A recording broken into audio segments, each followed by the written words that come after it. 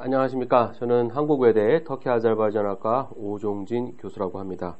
오늘은 저와 함께 터키에 대해서 좀 알아보고자 합니다. 터키 하면은 우리 많은 한국 사람들은 뭐 형제의 나라르니 또 뭐 6.25 때 참전국이라든지 뭐 이런 얘기를 많이 합니다. 그리고 최근에 관광객도 많이 늘어서 터키에 대해서 조금이나마 아시는 분들은 많지만 실제로 터키의 어떤 지전략적 가치라든가 어떤 경제적인 그런 역동성과 가능성에 대해서는 사실 많이 모르는 것 같습니다. 그래서 오늘 이 시간에는 저와 함께 터키에서의 지전략적 가능성과 경제적 가능성에 대해서 좀 짧게나마 알아보고자 합니다. 그래서 제가 오늘 그 강의의 제목을 이렇게 뽑아봤습니다. 동남아의 가능성과 유럽의 품격을 품은 터키 들여다보기. 네, 제가 여기서 이제 말하고 싶었던 거는 터키는 동남아 국가들처럼 어떤 경제적인 역동성이라든가 가능성이 크다는 거죠.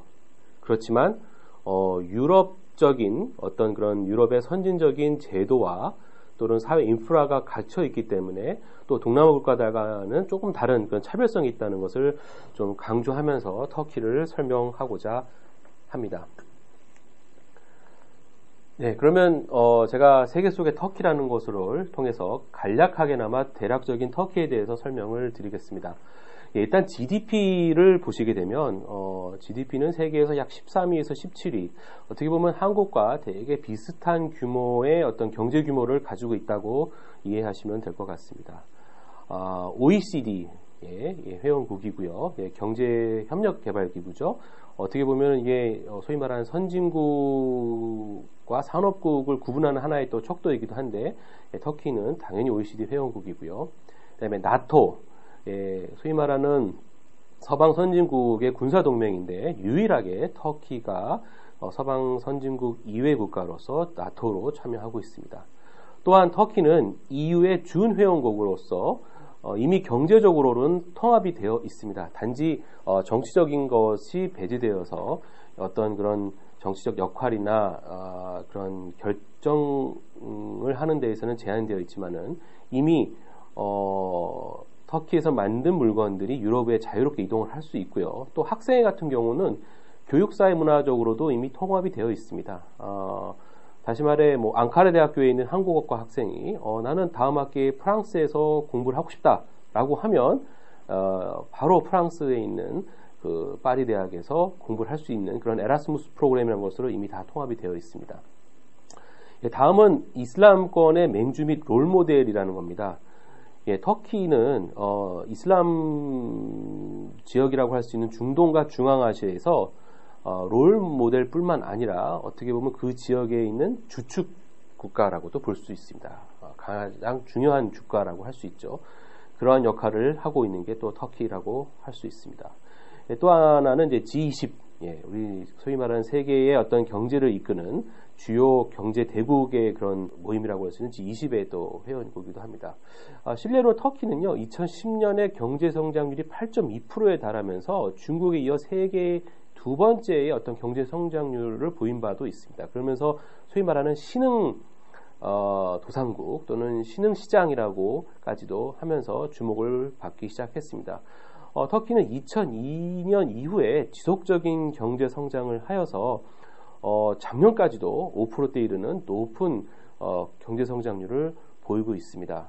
물론 안팎으로는 많은 도전과 문제점이 있습니다만 그 많은 여러 가지 문제점에도 불구하고 경제적으로도 지속적인 성장을 하고 있다는 게 어떻게 보면 터키의 가능성이 아닌가 생각을 해봅니다. 이것을 잘 표현한 사람은 그 미국의 유명한 싱크탱크인 그 랜드사에서 그 조지 프리드만이라는 분이 2010년에 Next 100 Years, The New Global Power라는 책을 낸 적이 있습니다. 이 책에는 향후 100년 뒤에 우리가 오늘날 알고 있는 서방 실계 선진국이라든가 이런 국가들이 어떻게 보면 주요 국가가 아닌 새로운 글로벌 파워가 부흥할 거다라는 얘기를 합니다. 당연히 터키 얘기가 나오죠. 그래서 이 책을 보게 되면 꼭 이거를 꼭 우리 그 터키에 관심 있는 학생들뿐만 아니라 이런 세계적인 어떤 그런 그 정치라든가 어떤 지역에 대해서 관심 있는 분들은 한 번쯤은 읽어보면 좋을 책이라고 저는 추천을 드리는 바입니다. 이 책에 보면은 터키를 비롯해서 몇 개 국가들이 새로운 글로벌 파워로서의 그 역할을 한다고 나와 있습니다. 그 대표적인 게 이제 터키를 비롯해서 동유럽의 폴란드, 그 다음에 동남아시아의 인도네시아, 그 다음에 멕시코, 브라질 이와 같은 국가들을 앞으로 주목해야 될 국가라고 표현을 하고 있습니다. 당연히 터키도 이 안에 들어가 있기 때문에 한 번쯤은 우리가 고려해 볼 필요가 있다라는 속에서 제가 이 책을 언급을 드렸습니다. 이후에 뭐 여러 얘기가 있지만 제가 이제 2018년 이후에는 터키가 정치적인 큰 변동을 겪습니다. 오랫동안 했던 의원 내각제에서 강력한 대통령 중심제로 국정체제를 전환함으로써 새로운 국가 모습을 보여주고 있습니다. 일례에서는 이것을 독재다 뭐 이런 얘기도 있는데 실제로는 어떻게 보면은 뭐 일각에서는 또 개발 독재라는 얘기도 나오는데요. 어떻게 보면 권위주의적 통치하에 안정적 경제 성장을 위한 터키의 선택이 아닌가라고도 생각해 볼 수 있을 것 같습니다. 자, 그러면 우리가 터키에 대한 전체적인 규모부터 한번 제가 설명을 드리겠습니다. 과연 얼마나 클까요? 터키가 일단 크긴 큽니다. 근데 어느 정도 큰지는 잘 감이 안 오실 텐데 아마 제가 이렇게 설명을 하면 터키에 대한 사이즈를 아마 어느 정도 가늠하실 수 있을 거라 생각이 됩니다. 터키는 동서의 길이가 약 1600km입니다. 1600km라고 하면 북경과 서울의 거리가 약 950km고요. 서울과 동경 간의 거리가 약 1500km입니다. 그러니까 동서의 거리가 1600이면 약 비행기로 약 2시간 반 정도에 가는 거리라고 볼 수 있습니다. 그래서 제가 여기 슬라이드에서 보이는 것처럼 터키는 유럽의 독일과 이태리, 오스트리아, 그 다음에 네덜란드를 합친 사이즈와 거의 같다고 봅니다. 아마 이렇게 얘기하시면 사람들이 그렇게 생각할 겁니다. 터키가 이렇게 컸나? 예, 큽니다. 터키는 독일, 이태리, 오스트리아, 네덜란드를 합친 그 규모의 영토를 갖고 있다고 할 수 있습니다. 예, 인구 또한 8,200만 명에 달합니다. 이것은 동유럽에 있는 가장 역동적인 국가라고 할 수 있는 아까 제가 말씀드렸던 폴란드의 거의 2배고요.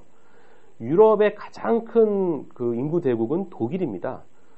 독일이 약 8,300만 정도인데 거의 비슷한 규모의 인구를 가지고 있고요.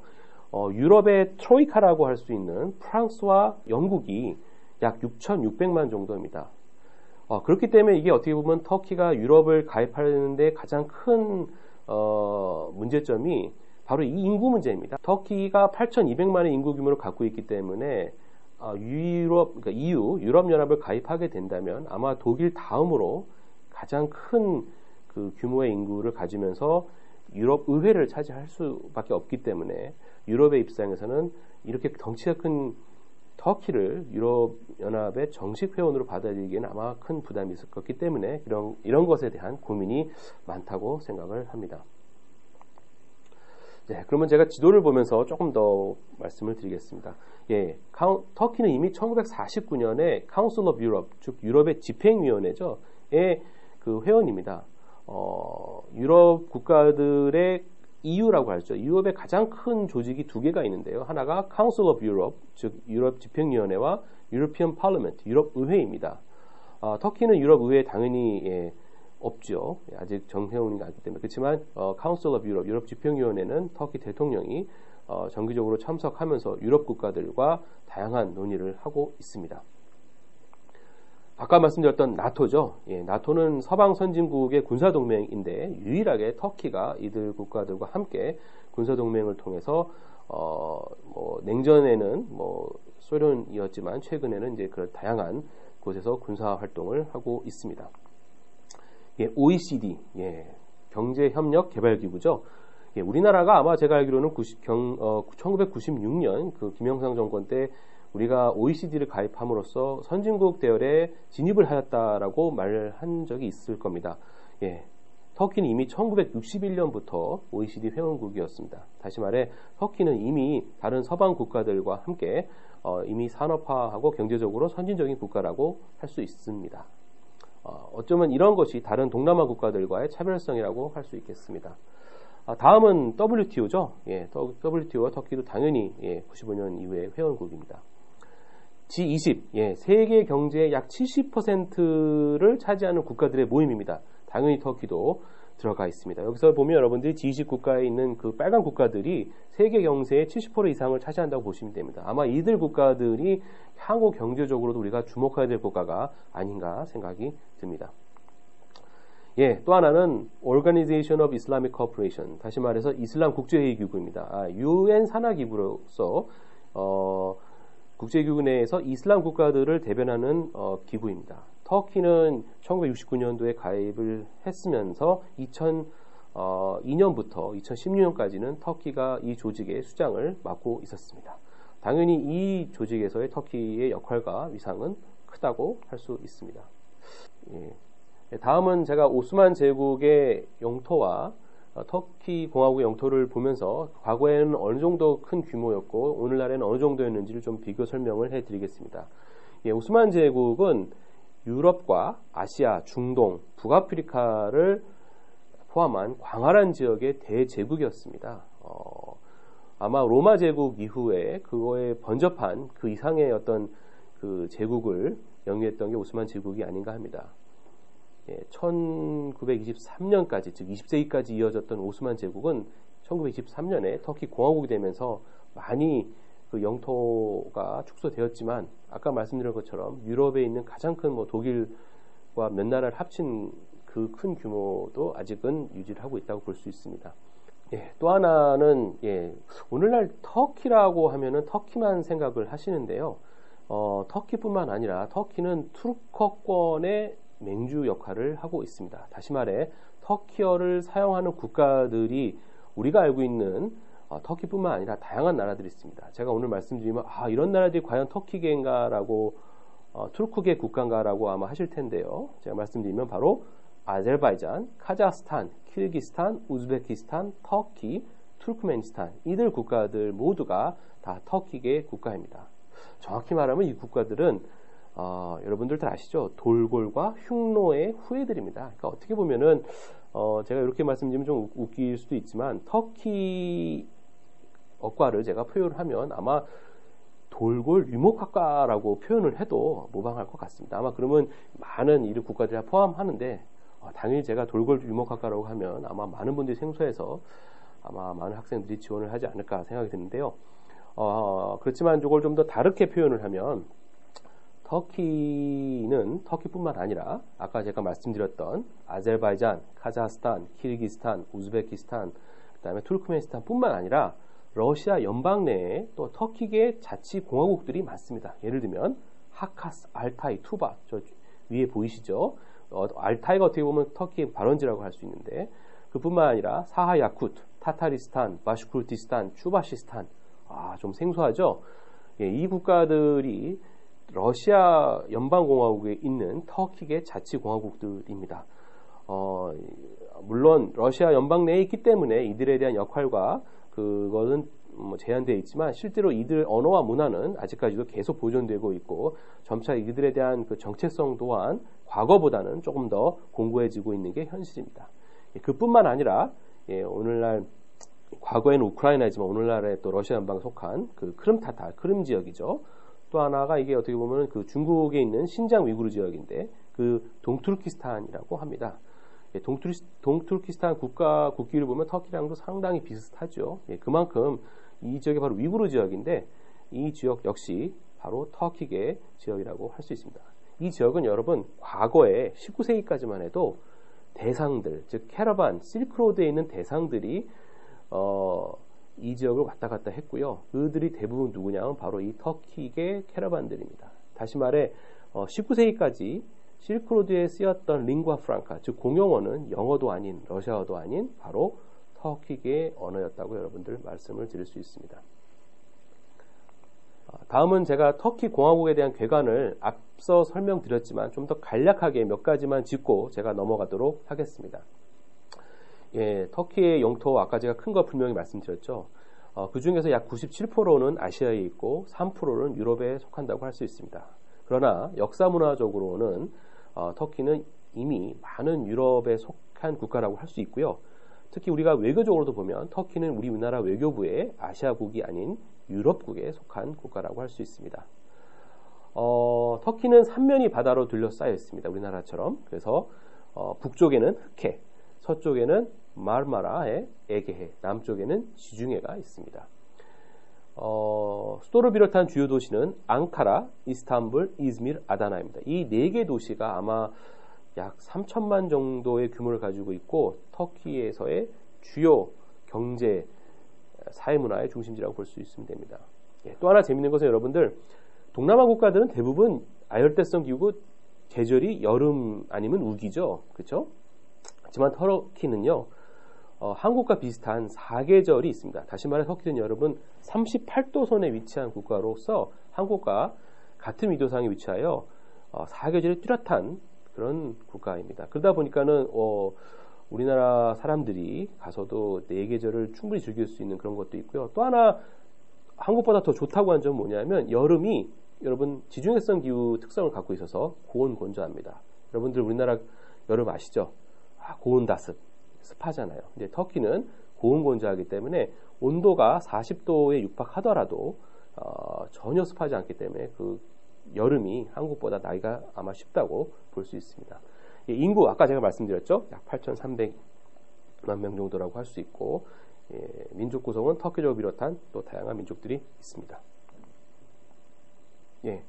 그 지도를 보시면 아까 여기 이스탄불, 앙카라, 이즈미르 이게 3대 도시고요. 4대 도시까지 가면 아다나, 5대 도시까지 가면 부르사까지 갈 수 있습니다. 그 빨간색 그 표시된 지역이 바로 인구 밀집 지역인 터키 주요 4대 도시라고 볼 수 있으면 되고요. 이스탄불 인구가 약 1,500만 명이다. 여러분 참고로 서울의 인구가 1,000만 명이죠. 앙카라 인구가 약 550만 명입니다. 그러니까 우리나라 부산보다는 훨씬 크죠. 이즈미르가 약 400만 정도 되고요. 그래서 이 3대 도시를 비롯한 다른 도시를 합치면 대략 한 3천만 정도가 됐다고 볼 수 있습니다. 다음은 터키에 대한 좀 지리적인 그 얘기인데요. 아까도 얘기했지만 터키는 38도 선에 위치하면서 우리나라와 비슷한 뚜렷한 사계절이 있습니다. 그러나 앙카라를 보시면 그 노란 부분 보이시죠? 이 부분은 또 고온건조의 지도인데 이 부분이 터키의 곡창지대입니다. 여러분 끝없는 밀밭을 볼 수 있는 곳이 바로 이 지역인데 터키는 중국과 함께 식량을 자급자족할 수 있는 몇 안 되는 나라입니다.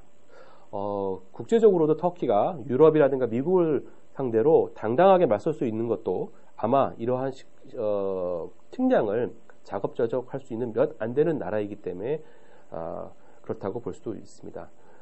터키는 많은 그런 밀과 같은 그런 것뿐만 아니라 낙농업도 상당히 발전해 있습니다. 그 다음에 여러분들 터키에 있는 그 북동부 같은 지역, 그 트라브존 지역 보이시죠? 거긴 또 녹색이죠? 그 지역은 한국처럼 70%가 산악 지역입니다. 이 지역은 정말 한국과 같은 아주 산이 우거지면서 나무가 우거진 지역이고요. 제가 유학생 때 이 지역에 한번 우리 그 신만희 선생님들하고 여행을 한 적이 있는데, 이 지역 산삼 많아요. 산삼도 많고 인삼도 많다고 합니다.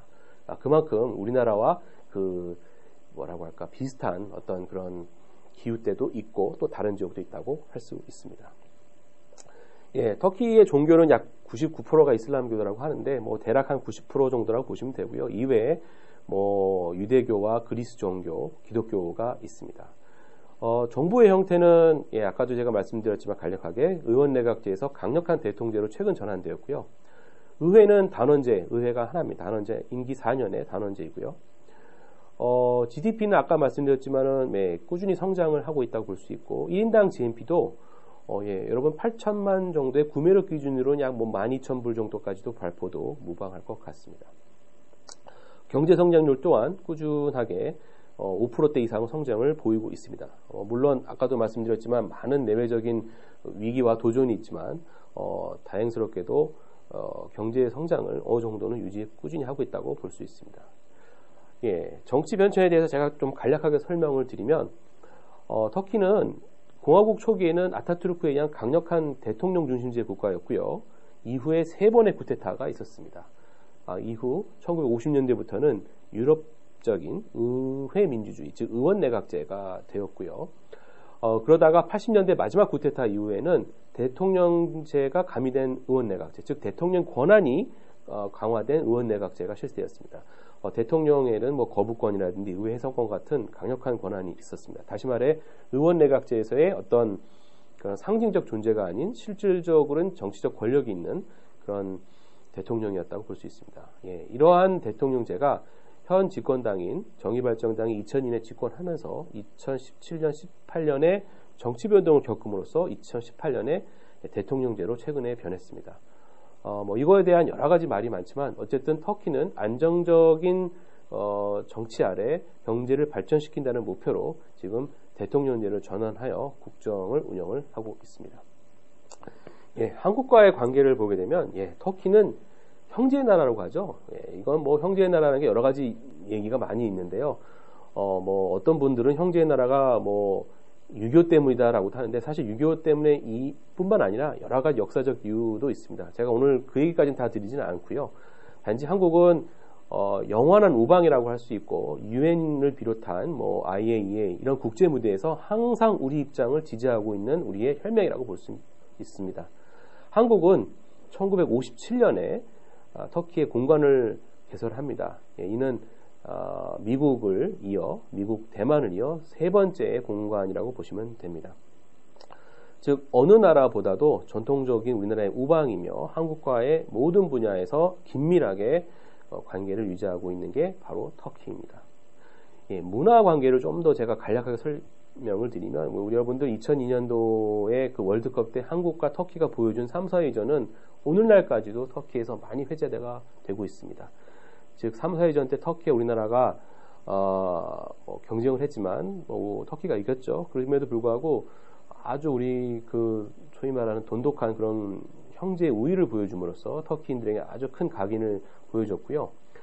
그뿐만 아니라 뭐 현대를 비롯한 삼성, LG 등이 우리나라 대기업들이 꾸준하게 어떤 그런 그 기업 활동을 하면서 한국에 대한 이미지를 높여주고 있고, 아울러 2005년부터에는 한국 드라마가 반영되면서 한류 붐의 성지가 되고 있습니다. 다시 말해 이런 중동과 남유럽의 한류의 메카라고 하는 것이 오늘날 터키라고 볼 수 있습니다. 현재 코리아 팬스라는 한국 팬클럽이 뭐 약 10만 명 이상 되고요. 정기적인 뭐 모임, 방송, 잡지, 신문 이런 것도 발간하면서 다양한 활동을 하고 있습니다. 제가 간략하게 그 코리아 팬스에 대한 그 분석을 한 것이 있는데요. 일단 연령대와 교육을 하고 지역을 보게 되면 일단은 16세부터 24세, 다시 말해서 우리 젊은 층들이 되게 많고요. 그 다음에 교육을 보게 되면 고등학교와 대학생들이 되게 많습니다. 다시 말해 앞으로의 한류의 가능성이 더 밝다. 즉 이들이 언젠가는 성인 되겠죠. 그렇기 때문에 앞으로의 이 한류에 대한 터키에서의 발전은 아주 밝다라고 볼 수 있고, 지역을 보게 되면 마르마라와 중앙아나토리아 지역, 다시 말해 수도 이스탄불과 앙카라, 이즈미르를 아우르는 그런 대도시를 중심으로 확산되고 있다고 볼 수 있습니다. 자, 그러면 여러분 마지막으로 저는 터키의 지경학적, 즉 경제적 그 가치를 조금 더 설명을 드리겠습니다. 여러 얘기가 많지만요, 아까 제가 설명드린 것도 있기 때문에 간략하게 빠르게 설명을 드리겠습니다. 터키는 다른 주변 국가와 달리 인구가 빠르게 증대하는 국가 중에 하나입니다. 아까도 얘기했지만 현재 8,300만이요. 2030년이 되면 인구가 9,300명까지 이르고 뭐 35년 정도엔 1억을 돌파한다는 얘기도 있습니다.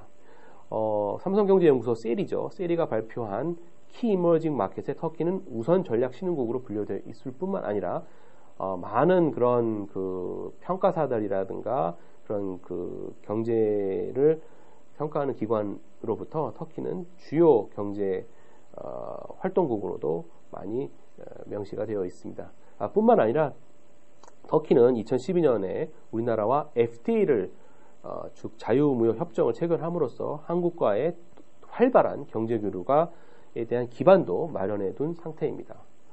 어떻게 보면 이제 그 터키에 대한 잠재력을 보게 되면요, 신흥 시장의 필수 요소라고 할 수 있는 시장의 잠재력, 지정학적 중요성, 거대 시장의 교두보. 여러분 거대 시장이 어디죠? 유럽 시장을 끼고 있으면서 중동과 중앙아시아라는 또 에너지, 그 원료의 원산지도 바로 옆에 붙어 있습니다.